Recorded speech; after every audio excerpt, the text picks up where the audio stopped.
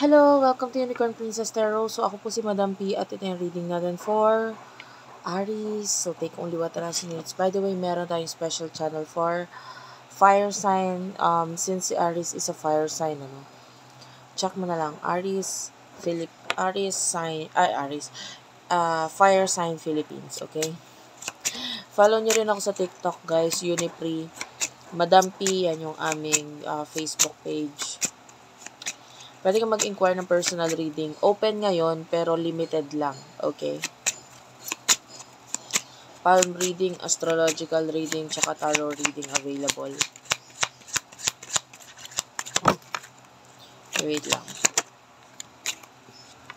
If you don't like the way I read, hindi naman po kita pinipilit, pwede kang mag-next video. At pagpasensya mo na lang kasi may nagpupukpok sa kabilang bahay. May ginagawa yata sila doon. Kaya medyo maingay, no? Medyo, pagpasensya mo na lang. Okay. 5 of Clover. Ito yung Aries energy mo, yung fire energy mo. Palaban ka talaga pagdating sa love, no? Ikaw yung tipo ng tao na ilalaban mo kung ano yung tingin mong yung nasa saloobin mo. Lalo na with the King of Hearts. Pagdating sa love, ilalaban mo yung pagmamahal na nararamdaman mo, etc. Pero wag kang gagalitin kasi masama ka magalit. And with the Five of Hearts, nakikita natin ngayon, meron kang mga desisyon na kailangan gawin pagdating sa love na pwedeng part of this decision is malungkot or mahirap gawin para sa'yo. Sino ba yung person na kakonect mo pagdating sa love? Pa-comment naman dyan, guys, kahit heart-heart lang, smileys, malaking bagay yun sa akin.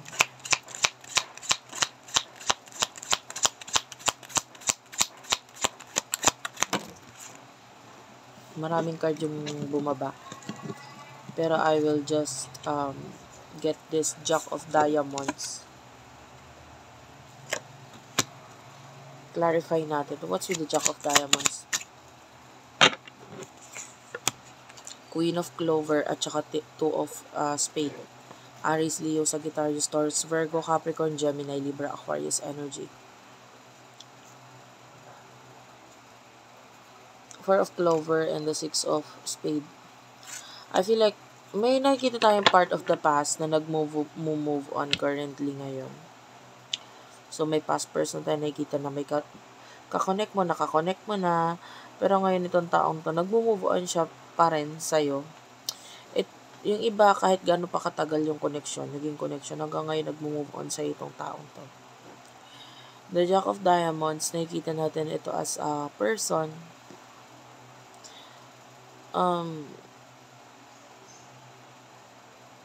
Pwedeng yung iba, may desisyon na kailangan gawin na may kinalaman sa young person, bata, or children kung may involvement ng anak dito sa connection na to. Itong taong to.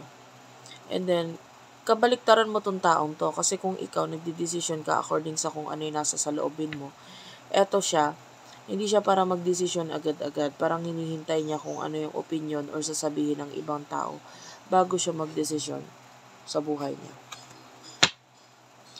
Ano yung emotion ninyo sa isa't isa?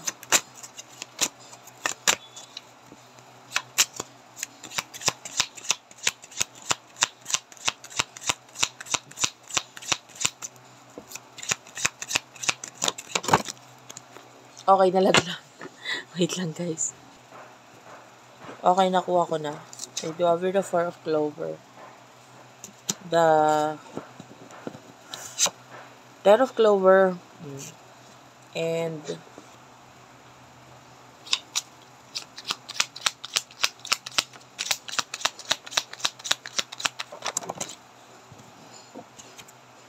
Ten of Diamonds.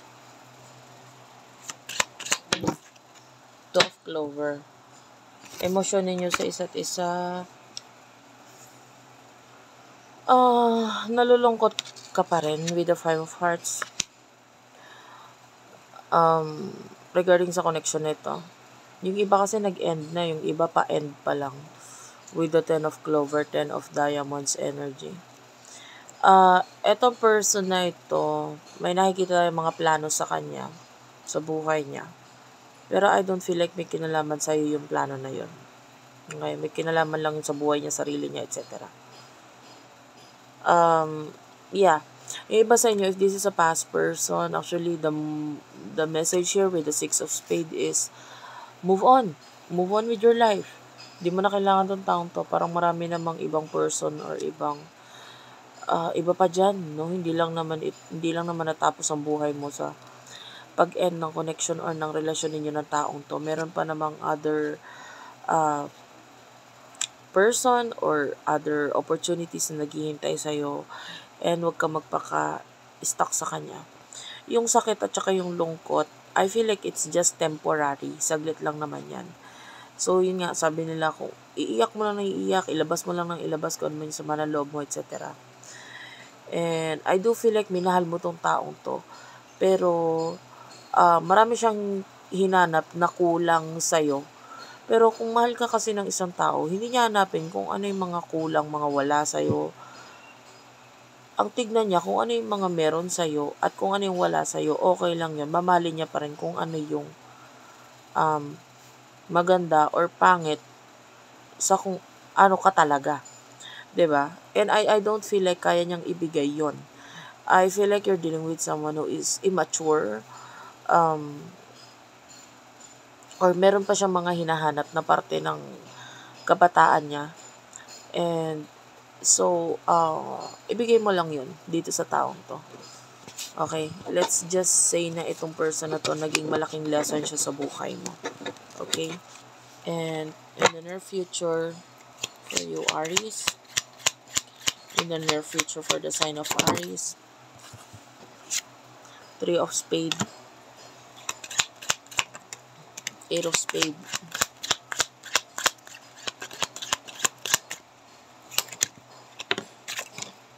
okay. Hindi ko to kunin, masyadong marami. Ito lang dalawa. Ten of Hearts and the Queen of Diamonds. I can see love here, pero meron tayong nakikitang love na the Joker. This is a new beginning. This is new journey, bagong journey sa relasyon at sa love. At may nakikita tayo ditong tamang tao na magmamahal sa'yo. So, ang magiging hadlang lang sa pagmamahal nitong new person na to or sa pagdating nitong new person na to sa buhay mo is kung pipiliin mo with the Eight of Spade na mag-stuck dito sa relationship na ikaw lang din naman ang nasasaktan with the Three of Spade. So, para doon sa mga hindi pa nakaalis sa relasyon, alam mo niyan kung kailan mo na or kung dapat mo nang alisan ang relasyon na yan. Or mag-stay ka pa, intindihin mo pa, etc. etc. I can see love na mas deserve mo at hopefully mas may open mo yung puso mo, yung buhay mo sa taong ito. Thank you for watching. I love you all and bye-bye.